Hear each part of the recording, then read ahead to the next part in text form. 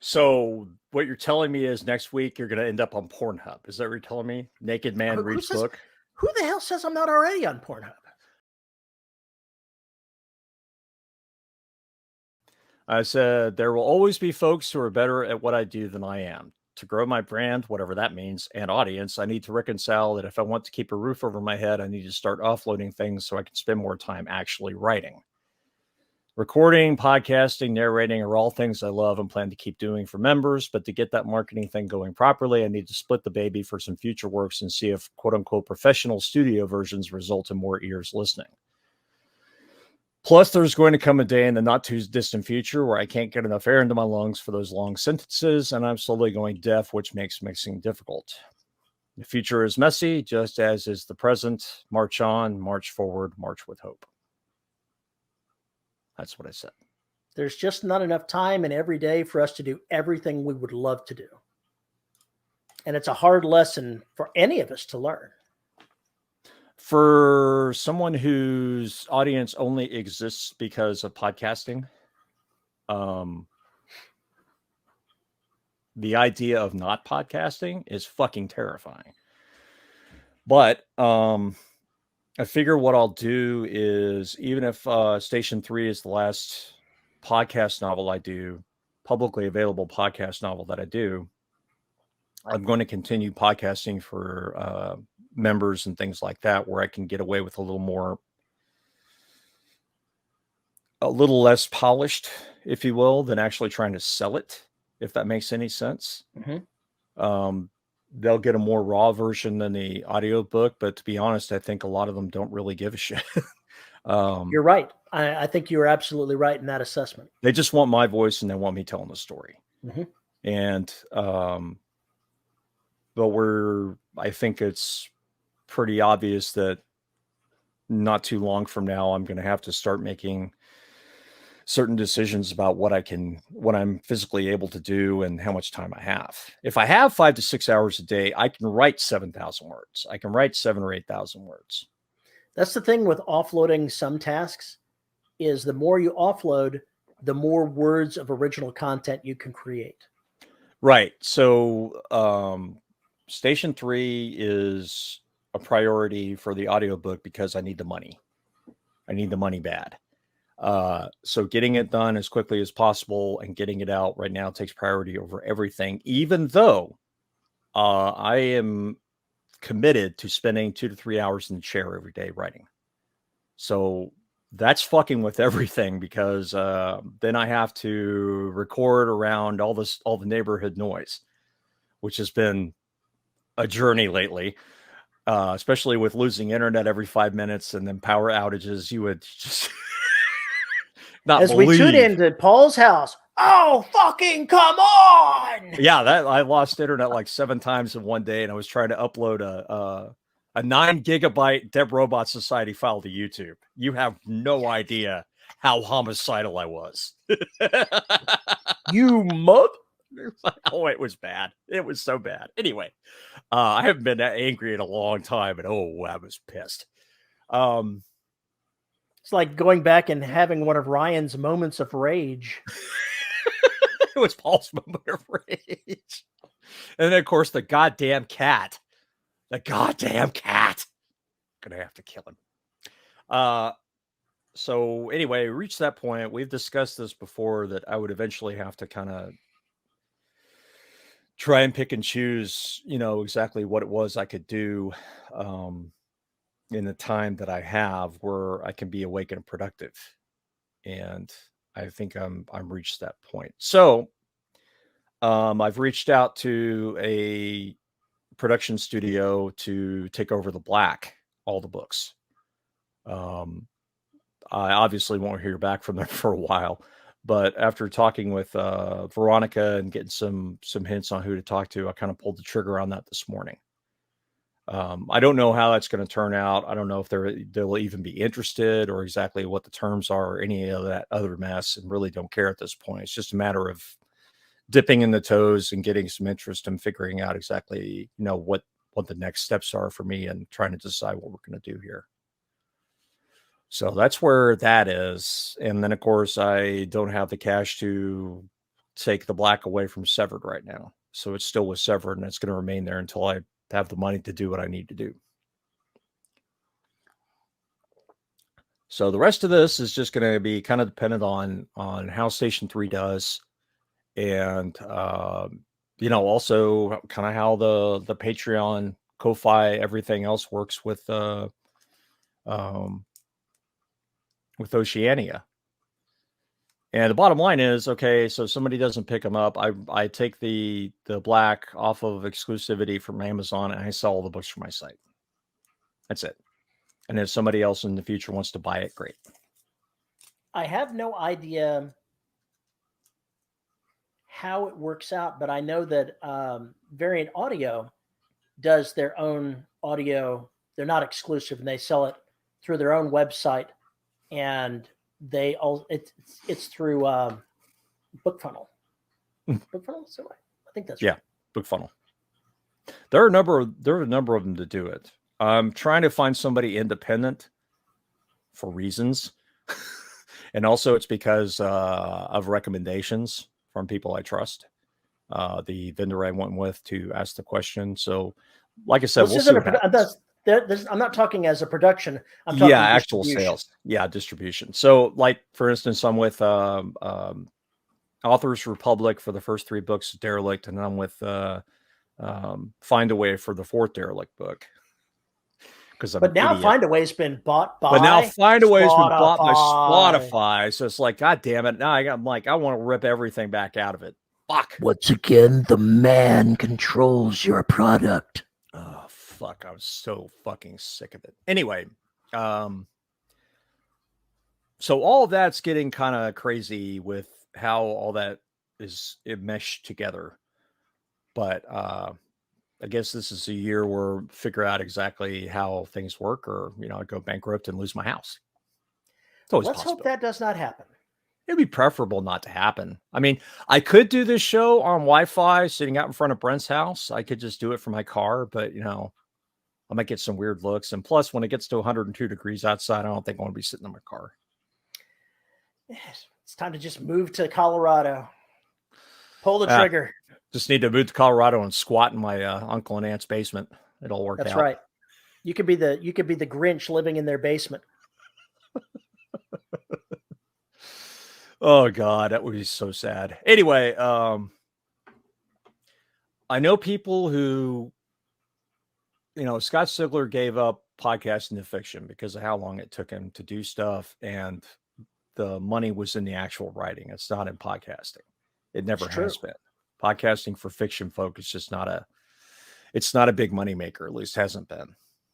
Except for these doofuses who are now creating studios and doing all the marketing and then advertising and commercial and have budgets behind them. They're making it work, but they're doing full cast audio, which is a different animal than some schmuck like me sitting behind a mic.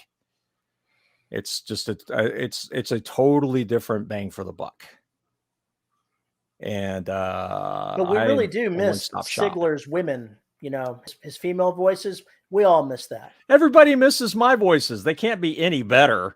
Can't possibly be any better. In fact, there was one I did the other day. I was just cringing. I was like, God, that's so fucking horrible. I had to try it like 3 times. It was awful. It was awful. It shredded my own eardrums. What's left of my eardrums while I was going through the editing. I had to do retakes. And of course, I've been at a concert the night before with earplugs jammed all the way into my cochlea to prevent hearing loss, which was great. The concert was awesome, but I screamed a little bit. So the next morning I'm trying to record, and I sound like I've had an entire pack of cigarettes, and I'm trying to do this high-pitched that voice. You? Oh, it was worse than Oscar. It was like it was pretty bad. I'm trying to do a lady's voice. It sounds like a truck driver from somewhere in the South who's just smoked 3 cartons of Camels. It just sounded awful. It was bad. Anyway, man's got to know his limitations.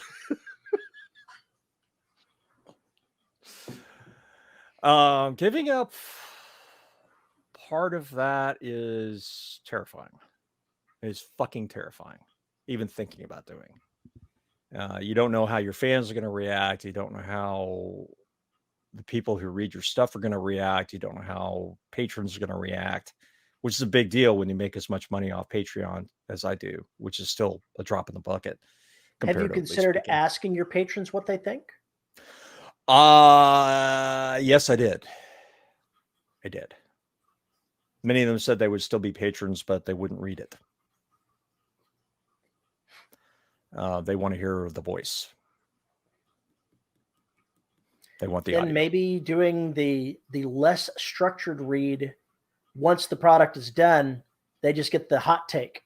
Yep, I think that's probably, well, you know, since I do all my best editing while doing the audio, I think what I'll do from now on is they will get my final editing pass before I send it to the whomever is going to produce the book. And that would work. And that would work, because that would actually be the best thing for me to do. And then if we ship it off to a professional studio to do it, that version is going to be different than the one that I narrated. But the folks who are interested in listening to me narrate it because they like the phrasing, they like the way I speak, they like the special effects, they like all the other garbage I do, then they'll be fine paying for the service, I guess. We'll see. We'll see. Special effects are everything I have to like consider giving up in the next round, or they're having somebody add it afterwards. Special effects are the work of the devil. They aren't for my stuff. They aren't for my stuff.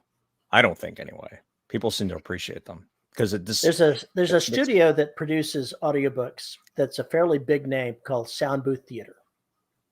Okay. And they do a lot of lit RPG that I listen to, and I absolutely fucking hate the fact that they feel the need to put in sound effects and music. I don't put in sound effects while the talking is happening. Right. If you're going to have music as breaks, that's one thing. But while the action is going on, it just detracts from the story. I agree. That's why I don't do that. When I'm talking about special effects, I'm talking about the voices. So for instance, radio voices to indicate somebody is not there. Things like that. Because then if you're in a briefing, it makes a hell of a lot more sense to have that kind of thing. It makes it easier to discern the character's voice from everybody else around them. And since a lot of the science fiction I've been telling recently, well, pretty much all of the science fiction I've been telling, the majority of the time, the characters are in suits, right?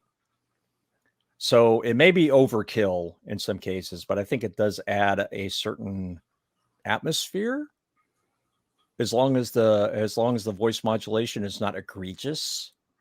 So I've kind of like spent some time trying to get the right radio sound that doesn't sound awful. And that also allows me to take a few liberties in how I voice things, which is good because it hides my stupid mush mouth a little bit better. But that's all I do, is really just to say this person's on radio. Like with Station 3, that's a lot of work in the first 10 or 12 chapters, and then the voice work will get a little easier. That's all I'm going to say. But you'll find that once you start offloading some of that and saving time, that you'll make more money from the written part. I think so. I think also getting out of Derelict is a big deal, because I'm writing books that are completely unrelated. People don't have to come to that series to discover them. And if they don't like that series, then they're going to have plenty of other things. Plus, I put on Twitter, there's not enough sci-fi survival horror in the world, and I got a shit ton of likes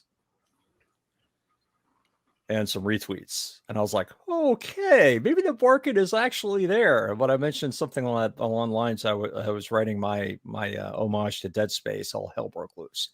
So I think the market is there, and I love telling these stories. So if Station 3 does well, Signal Decay be right behind it, I hope. And then I've got another one waiting in the wings, I think. Maybe. Haven't decided. We'll see when I get there. We'll jump off that cliff when I get there. I still have Oceania to finish. And then I have to write Extinction. I don't have no idea how long it will take me to write Extinction. I think that one's going to take a while. I got a lot of things to do. But, yeah. As we've often discussed, there's no shortage of stories to write. There's only time. There's only time. It's true. I'm dealing with the lack of time right now as I try to finish this damn novel. So you've reached this island of comparative stability where I'm still like roiling in chaos. You've got your set deal. You're writing stuff for other people. You've got your own series you're doing, and that's all you do is you just crank out that stuff. It's an island. It took years to get there. Exactly. It took years to become an instant success. I've heard that phrase before. Well, that was my success. That was my story with the black. What somebody said. It took me 20 years to become an instant success was the original quote. I don't remember who said it. Overnight success, yeah. Maybe it's overnight success. I don't know. Either way. Nevertheless, that is such a true thing. You labor away in obscurity until suddenly you make it to a plateau that people notice you, that notice that you're doing things that are successful. And it's taken a lot of hard work to get here. Or you just write that one book that is the book everybody's looking for. Oh gosh. And that just takes the pressure of trying to keep up after that. I'd much rather have, the stair stepper effect of more success and building my audience slowly rather than having those high expectations for book 2. Yeah, that was the black. Yeah. Of course, that was supposed to be a one-off, but we know how I fuck that up all the time. I guess I should be glad it wasn't a one-off. But regardless, yeah, that's pretty much how that works. Obviously, to become a success, you just need to write a Halo knockoff. Oh, for Christ's sake. The way people are trash talking the Halo series, I haven't seen any of it. And I don't know anything about the game either, but they're pretty much trash talking it. I am not surprised. Look, here's the thing. Fanboys and fangirls are never going to be fucking happy with anything you bring from a comic book, graphic novel, game, whatever book, bringing it to the screen. They are never going to be happy. They're always going to be pissed because it's not the way they imagined it being in live action, or because the story writers figured out you cannot make an interesting show with just those things. You have to actually have characters talking and doing things other than just fighting for their lives. It does not make good movie or TV if that's all that's going on. It just doesn't. Period. End of story. It just fucking doesn't. It's been tried and it sucks. So it means that the expectations have to change. And unfortunately, people are very, very poor about changing their expectations. I know what I want and I want it now. And I want it the way I want it. When we writers sit down and do our thing, we're pretty much, unless you're co-writing with someone, you're pretty much in a vacuum. Everything is out of your head. It is your way of looking at things. It is your story. Mm-hmm. When you go to put things on a stage, when you go to put things in a game, when you go to put things on film or TV, it's a collaborative effort. It takes a shit ton of people to do things. And then they have to be worried about a general audience because they cannot just speak to a niche audience and get production money. That's not how that works. They have to find a way to make it interesting.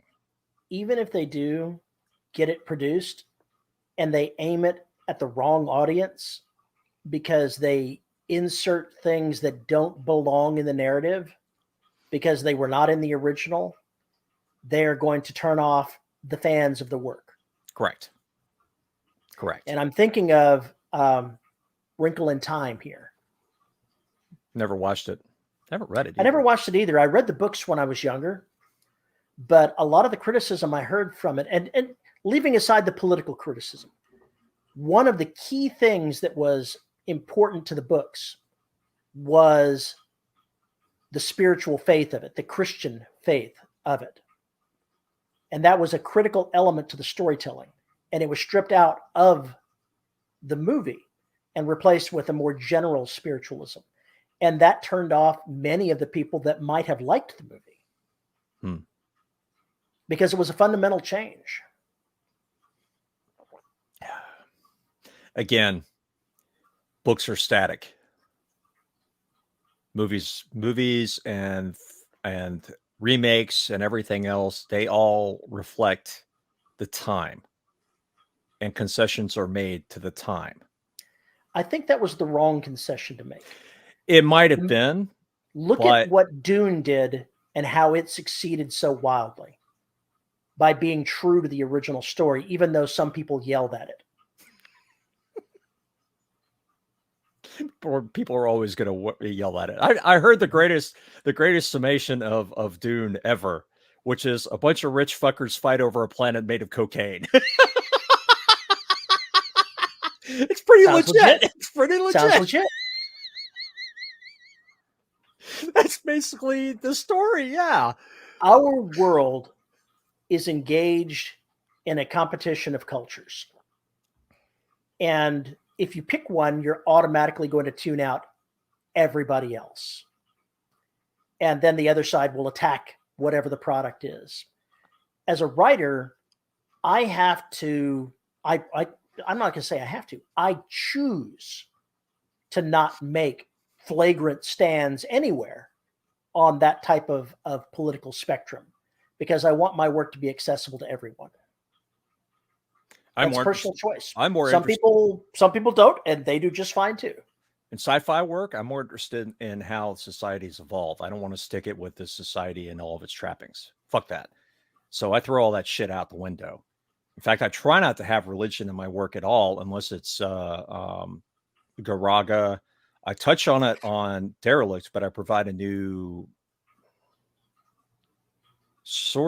way of looking at faith. The major religions are gone for the most part, and there's a damn good reason for it, which I would get into the other books if I ever write them.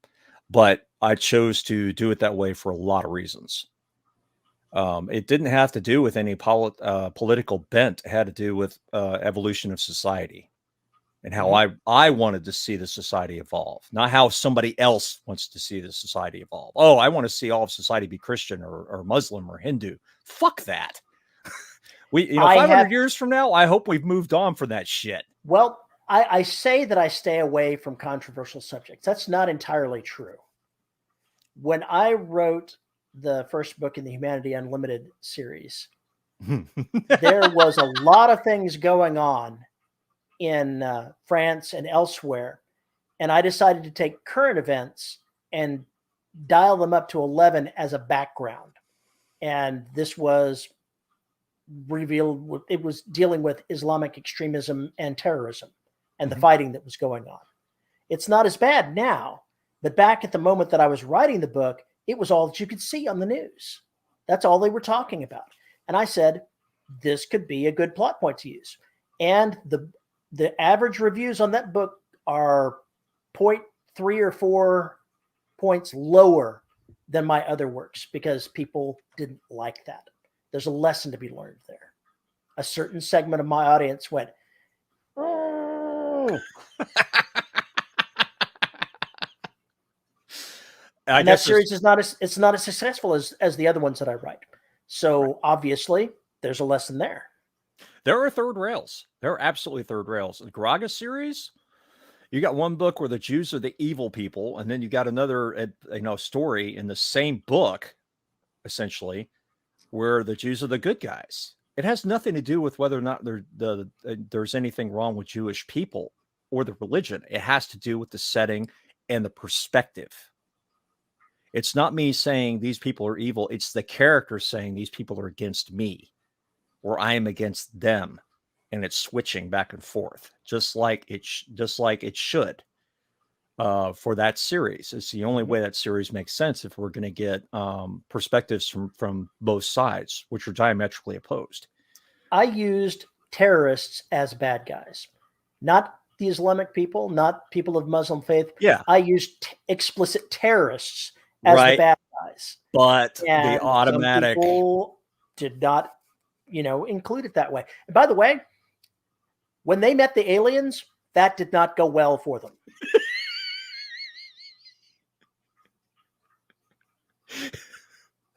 There was a line in I think it's in the Dark Forest. Yeah, it's in the Dark Forest. Fantastic book. Fan-fucking-tastic book.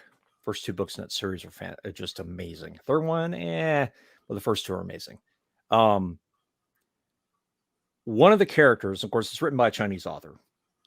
One of the characters makes this statement that they always thought that if aliens were going to come to Earth, they would contact the Chinese first because of the fact they don't have religion, because they're an atheist nation.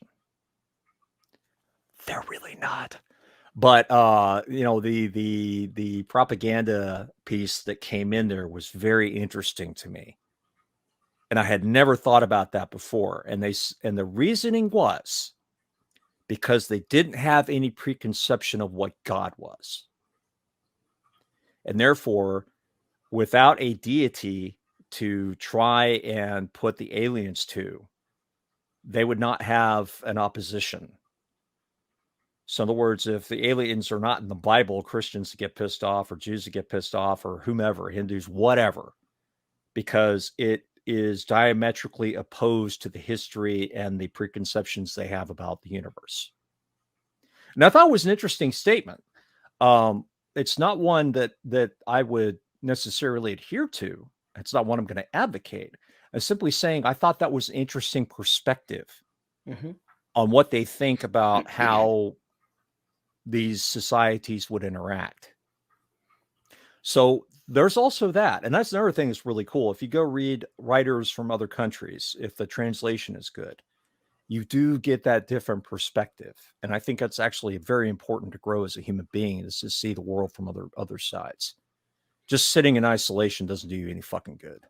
I was reading the intro to an RPG that I supported or bought or did something with. I can't remember where I got my hands on it just the other day. And it was kind of a mixture of cyberpunk and post-apocalyptic. And the timeline they had in there started out with civilization, being what we have today. And scientists in the UK send out a faster than light signal saying hello to the universe. 12 years later, all of the alien spaceships arrive in orbit and blow us to living schnock. That would be the Dark Forest. In fact, I just saw a notice about the new stuff at Arecibo that they're bulking up so they can send our comms out to the universe even faster. I was like, no, stop. Please, for the love of God, stop. You have no idea what you might be making contact with. And after reading The Dark Forest, I think he's right. I think he's absolutely right. The answer to the Fermi paradox is everybody's hiding. And if somebody finds you, their immediate reaction is going to be to destroy you before you destroy them. I really adhere to that philosophy because it's the only one that makes sense. And it's terrifying to think that we may be sending out welcome letters to folks. Here's our biology. Here's our technology. Please come kill us or slave us. Please send a plague that will kill us. Yeah, please send the plague that will kill us. It's hard for us to get. I think it's hard for us to wrap our heads around that, because for a lot of sci-fi, you had the kind aliens, the rational aliens you could talk to that weren't just trying to destroy you. We don't live in Star Trek. Yeah, we don't live in Star Trek. We don't live in Star Wars. We live in now, where we don't know what the fuck is out there, and we should be a little more cautious. I'm not talking about ending space programs. I'm not one of those people. I'm simply saying we need to practice a little more forethought in what we're doing before we basically put a halo over our heads saying, please send some extermination weapon at us. Thankfully, with all of these things that are being sent out, it is a crawl to get anywhere. Yeah, it is. But still, it's not going to happen anytime soon. The real risk is if they ever discover a way to send a faster than light signal. That's Proxima how we die. Centauri ain't that far away, dude. Proxima Centauri is not capable of supporting life. that we know of. Have you looked that at we understand. I've actually looked at how Proxima Centauri is set up. No, there's nothing there. Maybe Alpha Centauri A or B might. Proxima Centauri, no. Well, here's that the thing. third system is not capable of supporting life. We now have Proxima Centauri C, another exoplanet they found. Yeah, but it's not habitable. It's not even close. It's not habitable by our understandings of biology. You are correct. That's all I'm going to say. But until we send something there to take a look around, we have no fucking clue. There could be structures on those planets. There could be things hiding behind the planets. There could be entire space stations orbiting these things. We have sent our signals out to the universe for what now? Getting close to 100 years for radio? Close. I think somebody said I Love Lucy was probably the first show to really annihilate the universe because it was being that was television. Everywhere. They had powerful radio signals before then. Right, but they're basically saying the amount of traffic that went out there, that basically the era of I Love Lucy with all the radio and the TV going on at the same time and how it was being broadcast is probably the first time we were actually really pounding out the waves. So we only have to worry about stuff that's within 60 light years, 70 light years or so. We being us in this time for right now, 30, 40 years from now, humanity at this moment in our time, depending on where any hostile aliens are, unless they have faster than light travel, trust me, bud, we're going to be dead before they get here. Oh yeah, definitely. I'm simply saying in a century or two, things may look a little different. Not that we'll be here to complain about it or say, oh shit, we told you so.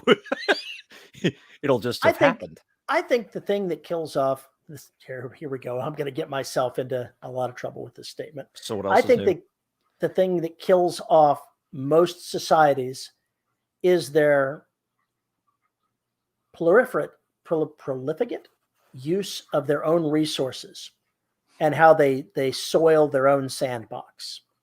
I think they kill themselves off. I made that statement in the story that's named after you, actually. Sort of like the AI is named after you, or the SE, I should say. Sentient entity is named after you. But she makes the comment that the human race and this other race that created her, she talks about the fact that their space exploration was so successful because they're constantly trying to escape their trash. And that both of them just leave just hulks in their wake and trash strewn everywhere. And it's the reason why they're so successful at space exploration, because they're constantly running away from the messes they've left behind. And that seems, when I wrote that, I was like, you know what? That seems so fucking true to me. We conquered Earth. We pretty much, the next thing we have to destroy is the ocean because we haven't done enough damage to it yet. We have to get deeper to do the proper damage, but it's the only place left where we haven't really fucked up everything. Although we're making a good try at it. With the way that we're using our energy resources, in a couple of 100 years, we will be incapable of sending anything to orbit. We'll be trapped here. It may not be a couple of 100 years. There's a point in the future where we are going to be, as a civilization, we're going to crash. And that's what's going to get us. I think it's coming sooner than that. The difference is that I think before we get there, we will have figured out a way to do something like mine HE3 from the moon. We will have figured out how to mine asteroids. There will be other things happening. Earth, however, has a finite amount of material for us to use, period. And at some point, we either start replenishing it, and you can't replenish the minerals. That's not happening. The rare earths and everything else, once they're used up, they're gone. But we need to start replenishing our biome in a big, big way, or we're really going to be fucked no matter what we do. We're so screwed. Yeah, we're so screwed. So, yeah, things are going to change. And I think that's one of the reasons that we are going to, as a race, become more spacefaring, assuming we survive long enough to get there, which is a big fucking assumption. Big fucking assumption. But that's because I'm a negative Nancy. Yeah, that's true. I'm usually the one that's optimistic. You're the one that's all doom and gloom. And when it comes to long range human future, I pretty much am. I don't foresee humanity making it off this planet. I think they're going to take themselves out. Yeah, fuck them. They had it coming. Bastards. But it's an interesting distinction to be made, is what drives a race to space. Because really, if you think about it, there's no reason to go into space other than to look around, unless you are saying there's something out there we need. And if you think about our space program, look at all the crazy shit that came out of our space program, all the technologies, all the knowledge, everything that came from the race to the moon. Which, if you think about it, was really more of a statement against Russia than anything else. But it turned into a massive quest for knowledge. It turned into a massive race to get the technology. But now it's let's go out and find shit. And now it's also, hey, how do we incentivize? How do we economize space? Is what the current massive conflagration is. Let's figure out how to do this. And I don't know what the future is going to entail. We have so much space garbage out there that I'm pretty soon just launching a goddamn rocket is going to be dangerous. Very dangerous. Truth. And so how are we going to solve that? That's a perfect example of our trash situation. It describes everything that all the major countries have done. Just destroy Let's just turn on the automated anti-satellite weapons that everybody's got up in orbit that nobody admits exists. Yeah, and just shoot down everything. Yes, but all that's going to do is create shatter storms of metal. Nobody can get off Earth because anytime they do, the automated weapon systems just take them out. And even the space, the light pollution that Starlink is causing. Have you heard of this? Mm-mm. All the astronomers on Earth now are getting trails in their pictures because of Starlink satellites. Well, the future of astronomy isn't from the planet. They need to get something big into space. We have several, and we need more of them. No, I mean something big, like go to the far side of the moon and build something like that. Something a mile across. Oh, I think we just need the Pluto Exo Observatory. And you get out there beyond all the light, sit behind Pluto and just sit there and take snapshots of the universe. I think that would be fucking incredible. I think that would just be absolutely amazing. If you park a big satellite in Earth's shadow, I know, to where it occludes the sun, it would be the same. You don't have to be all the way out there. I like it all the way out there because there's less of a chance of fuckery. Oh, look, man, I managed to hack into the satellite. Watch what I do now. Oh, my God. Anyway, that notwithstanding, these are just fun things to think about from a writer perspective because they bring a lot of stories to bear. You know what? As writers, we take situations that are working out just fine and we go, how can we make this all come crashing down? How can I fuck this up completely? How can I take Utopia and destroy it? That's pretty much what we do as writers, because you can't write a story that's good. You got to have something go horribly wrong. So as writers, we basically take some situation that's probably working out and fuck it up.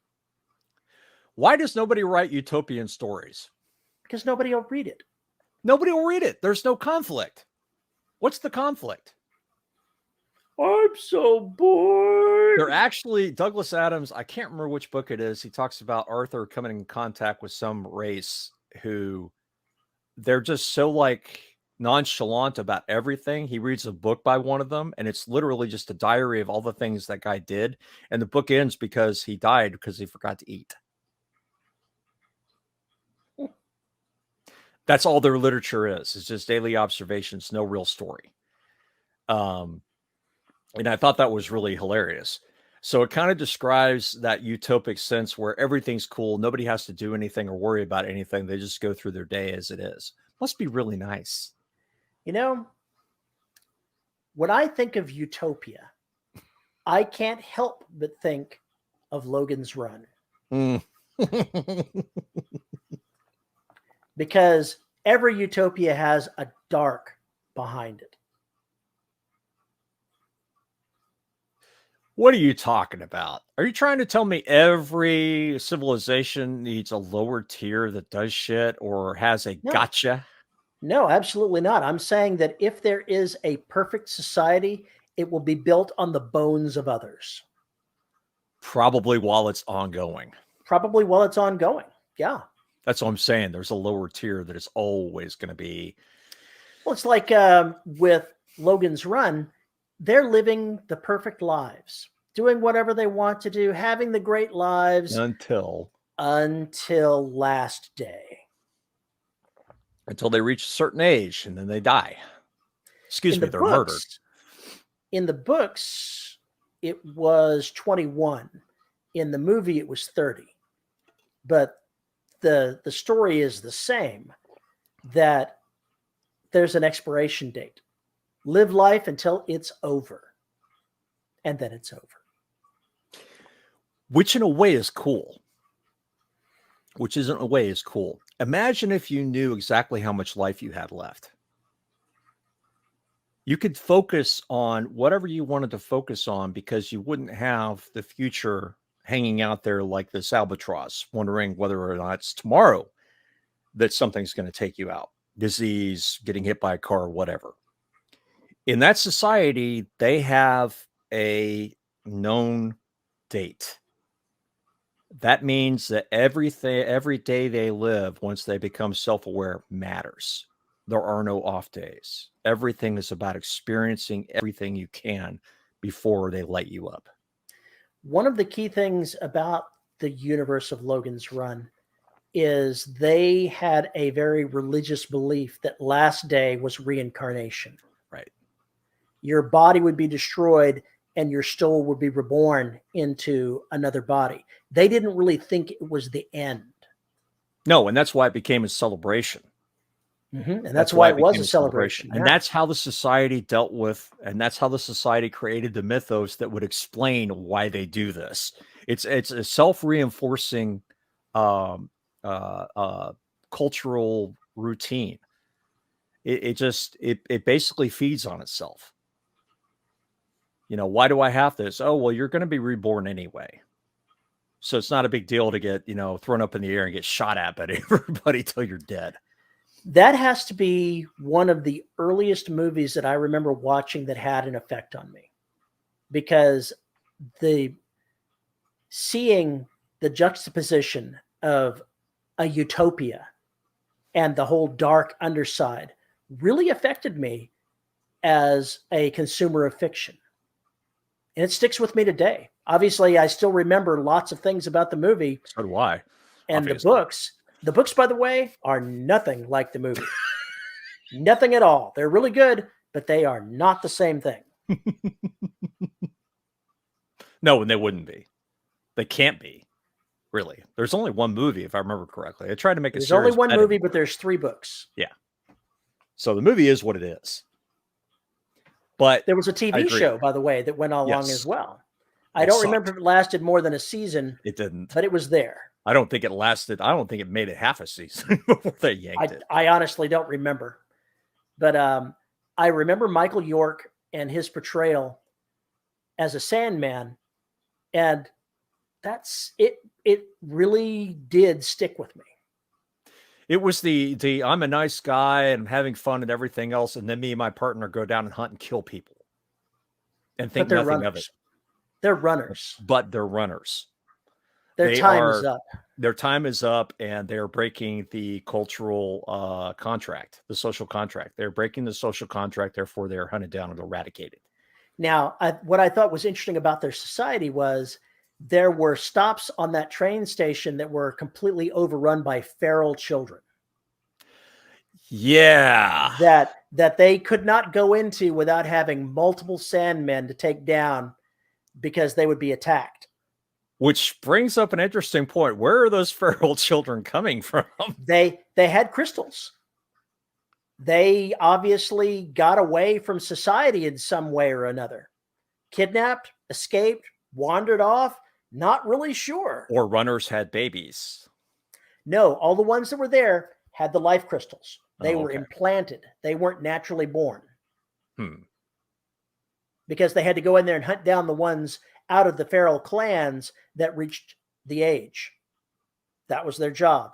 Oh, dear God. Good way to come back missing a few limbs. Apparently, it was not exactly safe. But, if one goes through and looks at the movie, you could write all kinds of weird fiction based off of that movie. Sure. That would be interesting stuff, because the movie barely scratched the surface of what it meant to be in that society. Well, if you were in that society, imagine maybe there was a dome that had been damaged or had been abandoned for whatever reason. The runners go and create their own society in that dome, repair it, do whatever they can. And then ultimately the utopic society finds out the runners have made their own thing. What's going to happen?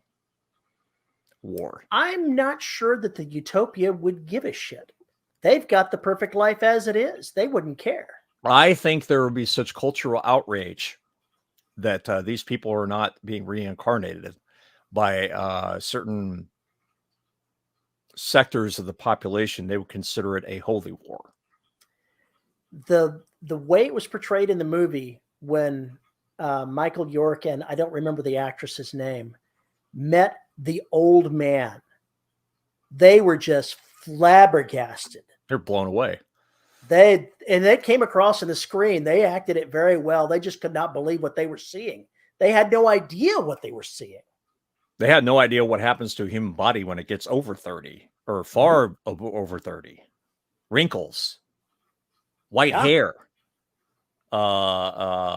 folds and flab, worry lines, all that stuff. They'd never seen it before. And so their very concept was alien. I mean, if you've never seen an old person, that would be really jarring. Really jarring. Just like if you had never seen a baby, the first time you see one, it's going to be a bit jarring. And I guess that's why that particular story sticks with us who saw it young. It's because it's got all that stuff together, which is wonderful. I saw it in the theater when I was a kid. I keep waiting because every once in a while you hear a rumor that they're going to remake that. I want to see the remake of Logan's Run. I think that it would be amazing until the writers fuck it up completely. Well, if they did it the Netflix, Amazon way, whatever, Shudder, whomever. Oh man.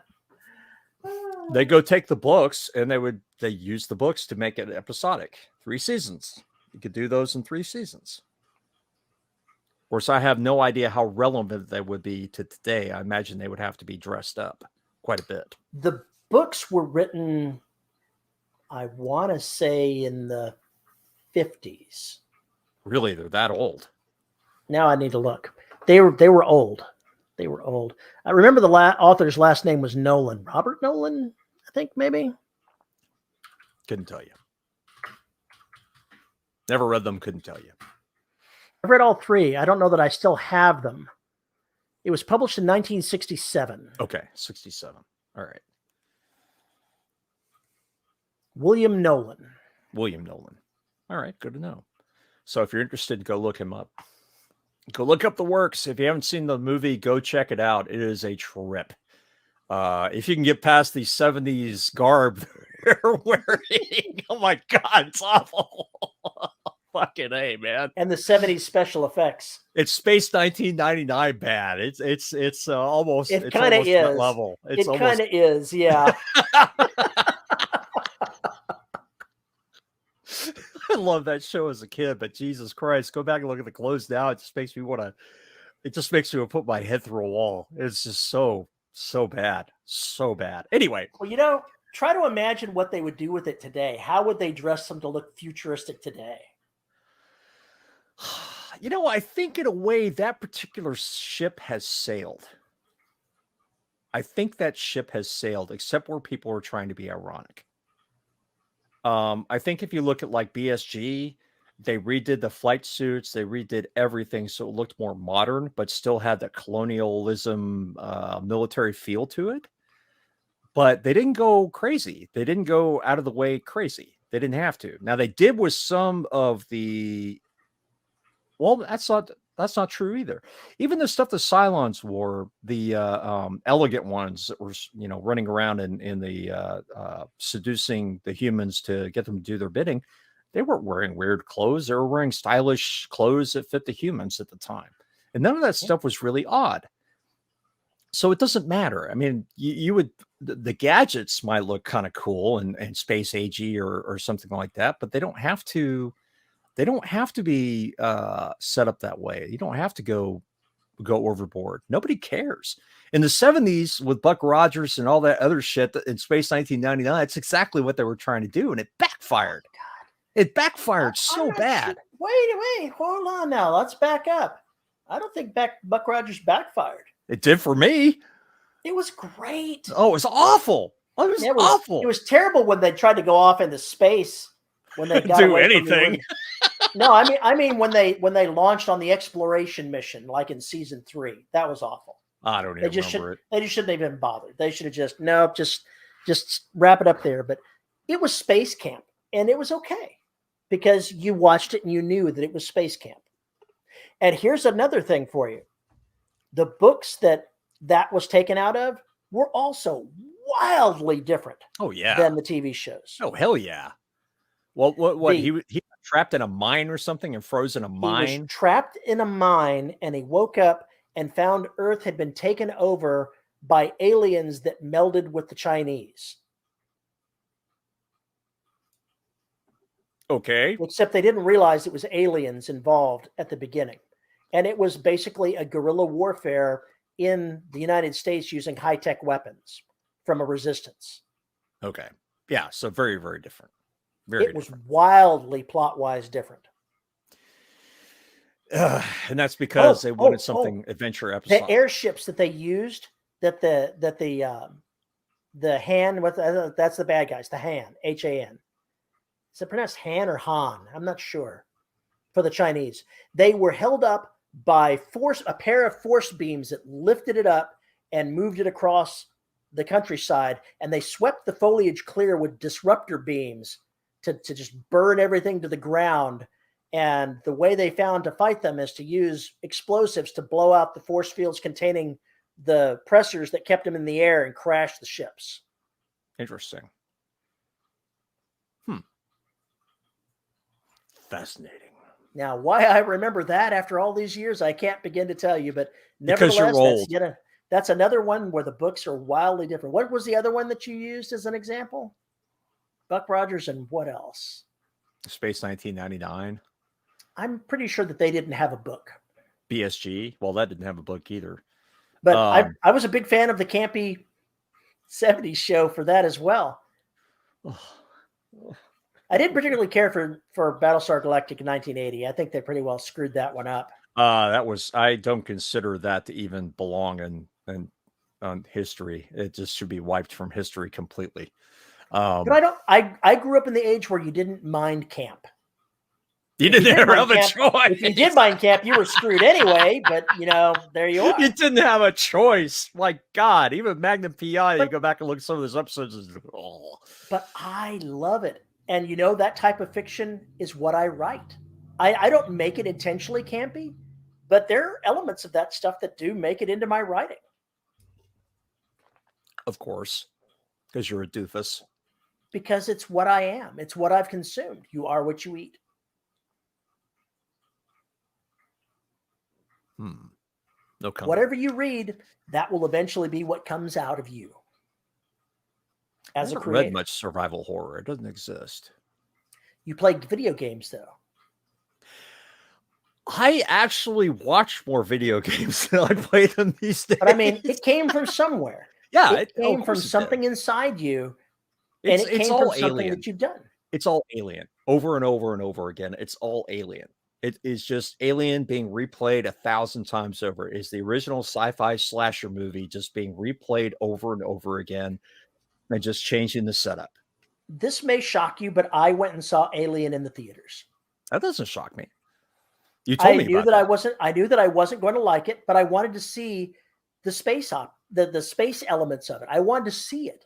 Oh on man, the big it was screen. so groundbreaking what they did at the time. It just was. And I loved the parts that I loved it. I didn't particularly care for, how the story ended, because that's not my kind of story. But I could certainly get things out of it that I appreciated. Yeah. It just, that movie obviously had a profound effect on me, just like The Thing did. Those two movies, I guess, are probably more responsible for my love of the horror, quote unquote, horror genre than anything else. Because it's just the suspense nature, it's the terror of it, it's the unknown, it's the uncanny, it's all of those things morphing together with people who have been living sane, real lives. John Carpenter's The Thing, the movie there, was one that I actually liked a lot better than I liked Alien. And I can't really tell you why I liked it more than Alien.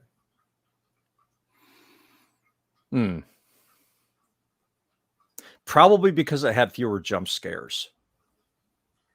Maybe. I honestly, I saw it when I was a lot younger, and I don't remember why I preferred it, but that kind of story appeals to me more than something like Alien. Maybe it's because there's not the jump scares, and it's just creepy horror that just soaks into your bones. It also had more science to it. You actually got to understand sort of what the thing actually is. Sort of. It's still kind of mind-boggling, but it worked out. It's just a different type of thing. It doesn't have the same feel of isolation, and yet it does, because Antarctica might as well be space to a certain extent. There's just a lot of elements that they share in the storytelling realm, but I think it's because The Thing is also more of a collaborative cast, whereas an Alien, it kind of becomes Ripley's story. Mm-hmm. There's some novels by Philip Jose Farmer called The World of Tears, and not tears as in from your eyes, but tears as in levels. Right. And it's about basically advanced aliens that can travel through pocket dimensions and other places. And there's not very many of them. They're, I guess, what's left over after their society, and a human is introduced and learns something about them. And there's basically sparks of war between the gods. Mm. And I wish that would be made into a series. I think that would be awesome. There's a ton of books that could be made. I mean, I still think they should go back and do Dresden again and do it right. Oh, and God, I think you could do that now. I think somebody like Netflix or Amazon or whomever could do a really good episodic series of Dresden. Now, leaving aside the whiny character that you hate, The Magicians is proof that Dresden could work. I agree. I think that The Magicians was a pretty good series. I haven't read the books, but it was entertaining. I've heard the books. He's a lot more whiny in the books than he is in the series. And he's already pretty whiny in the series. He's kind of a dickhead. But he's not the main character in the books. Or excuse me, in the series. You kind of prove that when they kill him off and he's not around for the last season at all. At all. Yeah. So anyway, yes, I think that they could do that. I think there are quite a few series out there that could be done well today. It's just a matter of somebody has to say, let's do this. And it takes time. It's just like Preacher. Preacher could have been made correctly 30 years ago or 25 years ago. It would have done fine, except nobody wanted to touch it because the religious aspects are a third rail. You know who got graphic novels for Preacher? My wife. She liked it so much. Oh God, it's such a fun, fucked up story. It is incredible. Yep, I got all those. I got all those too. I've read actually, Terry, I have all the actual comic books, not the graphic novels. I have the entire run of the comic books because I'm stupid that way. So I've read every single one of them. And Preacher was just such a Garth Ennis is both a genius and the TV show was really whacked. It was really whacked. I didn't get a chance to watch too much of it. I've only seen like an episode or two. I watched a fair chunk of it with her when she was watching it, and it was pretty whacked. They did it pretty well. Oh, it's crazy. It's about a guy who was kind of a miscreant, getting accidentally lit up with an aspect of God. And so then he's running around, and then he meets a vampire, and it gets so fucking weird. And his family's out to get him. Everybody's out to get him. It just gets weirder and weirder and weirder. Any TV series that starts up by blowing up Tom Cruise on stage has started off in a good place. I'd forgotten about that. The writers said, "Oh, we put that in there, and we just knew they were going to pull it out, and then they never pulled it out, so we just did it." And then you have a character named Arseface. And oh my God, it's Garth Ennis. He's just whacked. He is just absolutely whack. All of his stories are like that. He's just nuts. It's good brain damage. If you're not familiar with his work, go check it out. His work on The Punisher was amazing. Anyway, that notwithstanding, all of that aside, a series like that can be done today. It can. It's just a matter of having the will to do it and then figuring out what changes you need to make. I remember a lot of stuff going on about talking up the Foundation series that they started doing. And now I haven't heard jack shit about it. Not that it's good, not that it's bad. I just haven't heard anything. It's like it vanished. But I know that they actually did it. They did 2 seasons of it already. But I haven't heard. Was it any good? Nobody's talking about it. What does that mean? I think Brent liked it. I can't remember exactly what he said though. I mean, they had to modernize the shit out of it because otherwise it wasn't going to work. Foundation was pretty old. Yeah. Yeah, pretty damn old. So I think people who read the original book were probably like, This is probably sacrilege, but I never actually read the Foundation books. You piece of trash. How is that possible? I read everything that was in my small town library. It wasn't. You gotta be kidding. How can you not have Foundation in your small town library? My science fiction fantasy section in my small town library was literally 2 of these bookshelves behind me. That's it. That's all they had. It wasn't a very big library. Obviously not. Well, I think you should probably do yourself the favor of reading the first book. I probably should. I haven't read it. I never read Dune either, so that wasn't on the list either. I never read any of the other Dune books. One was enough, thanks. I had no interest. I liked it. I just wasn't really interested in seeing what came next. And I don't even remember why. I look forward to seeing what happens in the second half of the movie, the second Dune movie that covers the second half of the book. I haven't even seen the first one. Allow me to assure you that as somebody that never read Dune, you should see it. Because it is epic and it is amazing. That's what I've heard. That is exactly what I've heard. But I have not checked it out. I've been doing other things like writing, podcasting, narrating, and you got to sometimes go out and see a movie. Like, for example, I went out and watched Morbius the other day. And I don't know anything about his backstory, but the movie was decent, but it was short, and I think it was a little inconsistent. So, not the best I've ever seen, not the worst I've ever seen. It was okay. I had never even heard of the character. I'd barely heard of the character. I had never heard of the character. I haven't seen it. I watched, what did I rent the other night? Actually, I didn't rent it. I bought it. I bought The Joker. The movie that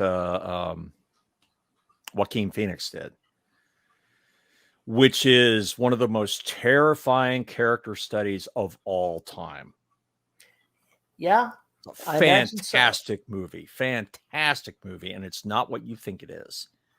Not what you think it is at all until you get in there. It is probably one of the most original, cohesive origin stories of all time, and it doesn't fit with anything else that has come before it. And I had a lot of misgivings about seeing it after watching The Dark Knight, because Heath Ledger's performance was so seminal. It just blew the doors off of anything that had come before. I would put Joaquin Phoenix up there with it. It's just a different mode or way of looking at the Joker. You got to know who he was before he became the Joker, so to speak, and you got to see everything that drove it.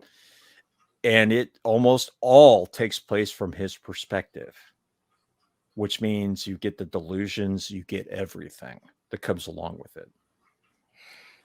I recently watched The Batman, and I didn't particularly connect with the whole graphic noir theme that they did with it. It didn't really affect me. I didn't hate it. I didn't love it. It just didn't touch me until I got near the end of the movie, because Bruce Wayne in that was literally the same as Batman. The two were indistinguishable. And I didn't particularly care for that aspect of it, and it didn't emotionally connect with me. But I can see, looking at it, how amazing the storytelling was. How somebody that it was my taste that didn't connect with it. And I can recognize that it didn't suit me, but I could still see it was a great movie. I could still see it was a tremendous movie. Interesting. Well, I know you didn't really care for The Dark Knight because of how dark it was. I'm not a fan of dark and gritty, and I know that. It's a limitation that is just me. Yes, there's no accounting for your poor taste. I actually think Ben Affleck was the best Bruce Wayne. I haven't seen the Affleck Batman movies. I have absolutely no interest in seeing any more DC properties for the rest of my life. Allow me to recommend that you watch the director's cut of Justice League. Not going to happen. Not going to happen. Welcome to do as you like. It made a lot more sense watching the 4-hour version. Oh my God. You laugh, but it's true. It reordered a whole bunch of stuff, and the story actually makes sense. Well, that doesn't shock me that would never make it in the theater. Yeah, it would never have made it in the theater, but when they cut it down, they did a real disservice to the story that was trying to be told. Seeing what Zack Snyder intended to do, it was a much better story than he got saddled with when they cut it down. Right. And I like the Watchmen director's cut because of all the stuff that they have in there. They really did a good job of following the book as closely as they could in so many ways. And it worked out really well. I just think it's a better movie. I need to put aside 3 weeks and watch the director's cut of Lord of the Rings. Dear God, why? Why would you do that to yourself? Well, first, I'm mocking the fact that it's not actually 3 weeks. But it's still obnoxiously long. They were each 3-hour plus movies before the director's cut. I have no idea how much time the director's cut gives them, but it's a lot. Fuck me, man. No, thank you. Screw that noise. Still only counts as one. No. Not for me. No, not at all. Not happening. Fuck that. I can't stand that shit anymore. I am so fucking done with it. So I guess you're not going to be watching Amazon's Second Age Lord of the Rings story. Nope. It's probably going to be like George R.R. Martin wrote Lord of the Rings, honestly. Well, and that's the whole thing. Is like by the 4th season of Game of Thrones, I checked out. I just wasn't interested anymore. I just had no interest. I don't think it was because of the writing. I don't think it was because of the acting. I don't think it was because of the actual storytelling. It was just the fact the story no longer interested me. Sounds like when I was watching Walking Dead. Same deal, right? I checked out around season 4 on Walking Dead and never watched it again because there's no point. I watched into season 2 and then said, why am I bothering? It just doesn't end up well. And it's going to continue to do this. Yeah, and my wife confirmed, my wife watched all the way to the end and confirmed that I was absolutely right. It never ended up well. No, everybody dies. That's the ending. Everybody dies. And she even watched the other show, Fear of the Walking Dead. Fear of the Walking Dead or something like that. Yeah. Yeah. I watched Black Summer, which was a Netflix one-shot series that then became a two-shot series, which talks about they mentioned the Black Summer in The Walking Dead, which was the first summer after the infection started, where really all the death and destruction happened. And that was cool. I liked that because they had a bunch of disparate characters. They're all trying to survive, and it still made sense as a story. And each of the characters was likable up to a point you wanted them to survive. Did any of them survive? Yes. There was a season 2. What I mean is, the problem with Walking Dead is they would let you get to where you like somebody, then they'd kill them. Right. That was their goal. It's the same for George R.R. Martin. Oh, that's likable. Let's kill him. I don't think that was the goal. That's just the way it happened, and that's the nature of the story. It's just the nature of the story. I'm pretty sure George Martin went out of his way to target the good ones. No, if that were the case, then Peter Dinklage's character would have croaked in the first season. Pretty sure that he wasn't as likable in the books as he might have been in the series. Dinklage gave him some real oomph.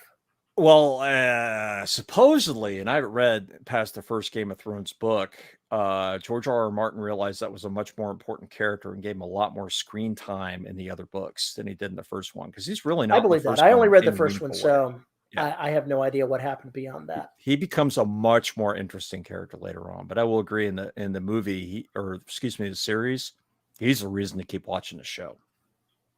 He is the biggest reason to keep watching the show, because that character is just so. Was it Tyrion? Yeah, Tyrion. Mm-hmm. He is the show in my mind. That is the character that will haunt me for forever. I drink and I know things. Just everything about him. Looking back at Morbius, it was played by the guy that played the Joker. Yeah, Jared Leto from Justice League, right? And they had an end scene. Here, sorry, spoiler, everybody. Here's spoiler. The end scenes has a villain called the Vulture arriving in that universe, played by a guy that played the Batman. Oh, Michael Keaton. Michael Keaton. So at the end of the movie, you've got a Batman and Joker in a Marvel movie. And I thought that was ironically funny. Oh, boy. Oh, boy. I'm amused by interesting things like that. That's not interesting. Oh, I beg to differ. It is. Yeah, I'm done with Marvel. I'm pretty much done with DC, except for certain properties. I'm pretty much over the whole comic book thing. I'm just done with it for now. Just doesn't interest me anymore. They fucked it up so bad with everything crossing over and trying to have all the 14 different fucking movies about the same fucking character, but then they have to introduce new bullshit with more characters and drag more IP out that nobody's seen before or gives a shit about because they have it. It's the same thing with Star Wars. They're just going to keep dragging out the same old shit over and fucking over again because that is the fast food crap that apparently sells.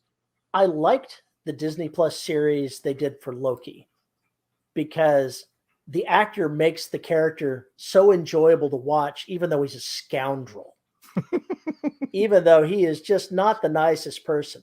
And seeing him get flipped on his head in a 6-part series where it's up to the villain to save the universe and he has to figure that shit out is pretty funny to watch. Yeah, that's kind of a different thing. What I'm talking about is it just, I don't need 7 Iron Man movies. I didn't even need 2. Neither do I. No, I think they should have stuck with 1, honestly. Yeah, I just don't need that. I just don't need that in my life. I have better things to do than that. And that's not a cut against people who like it. I'm not gonna yuck your yum. I'm just saying it's not for me. I'm over it.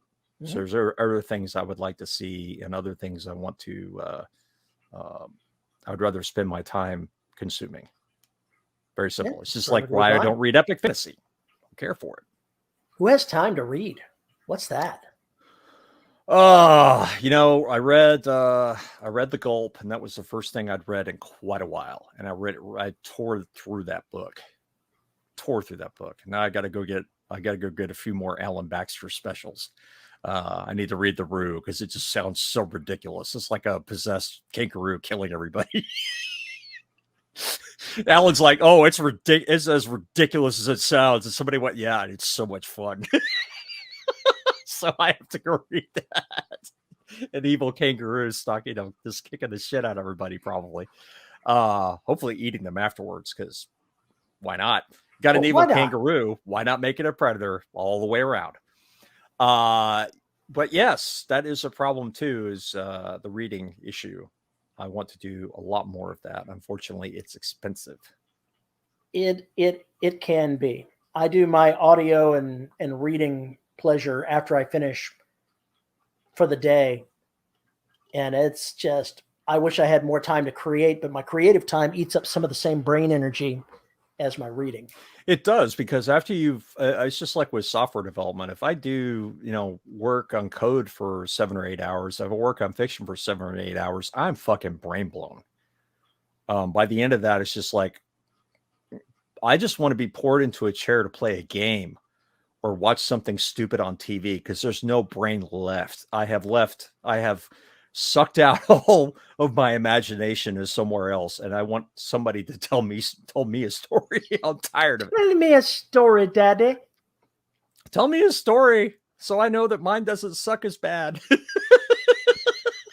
I've definitely read a few that make me go, yep, I can write. Yeah, there were a few of those. I read one, and Carrie read it too, and she was like, do you think you can do better than that? And this was back when 97 or 8, and I was like, yes. She's like, somebody paid a lot of money to have this book made. I'm like, yeah, that's pathetic. It was bad. Anyway, yeah. And it continues. It always continues. There's no answer. The answer is we've been talking for 2 hours. Oh yeah, that means I should do some stuff, because there's stuff I gotta do. I was so busy babbling and talking to you, I just completely the hell? Fuck off. God damn it. I hate it when you're trying to get to something and they're like, oh, here's this thing from today, and here's my pop-up. Yeah, here's my pop-up. I don't want your damn pop-up, you bastards. Well, if you have a comment or question about this show, you can find us and send an email to show@devrobotsociety.com. I have lost my mind. You can tweet me at Paul_E_Cooley. You can find us on Facebook at the listeners of the Dev Robot Society Facebook group. Shut the fuck up, Terry.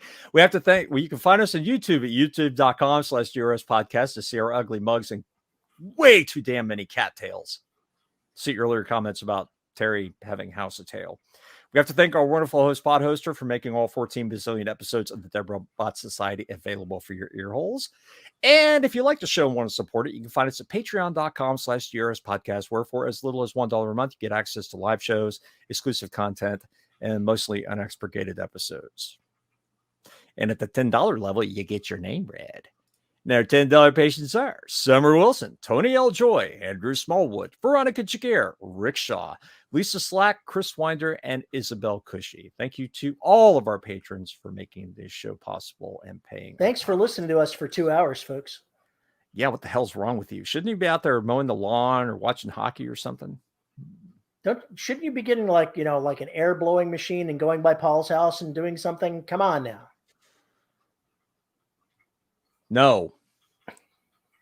A fellow writer, Armax Tilsley, I can't remember, on Twitter, said, I'm trying to do some marketing stuff and recording. Aren't they not supposed to use circular saws on weekends? I was like, no. Can I have some quiet time? No. And we have one more thing to do before we leave you for the day, and that is to talk about our addictions. Terry and I are both addicted to caffeine. You probably are too. And we get our caffeine from corpsecoffee.com, where you can find a wonderful assortment of coffees, boutique teas, or wonderful webcomic. And it's a small business who supports the show and is run by a fine gentleman named Dave Robeson, who is a wonderful human being. And if you like your coffee, please go check him out and tell him the Dead Robots sent you. Go to corpsecoffee.com and get the dead in your cup. And with that, we are going to get the hell out of here. Do you have any final words to say, Terry? Yeah, everything we said for the last 2 hours, just ignore it. We don't know what we're talking about. There was some good shit. Don't say that. This was actually a decent show, unlike the 99% of we do. It was good. All right, folks, have a good one. We'll see you soon. Bye-bye.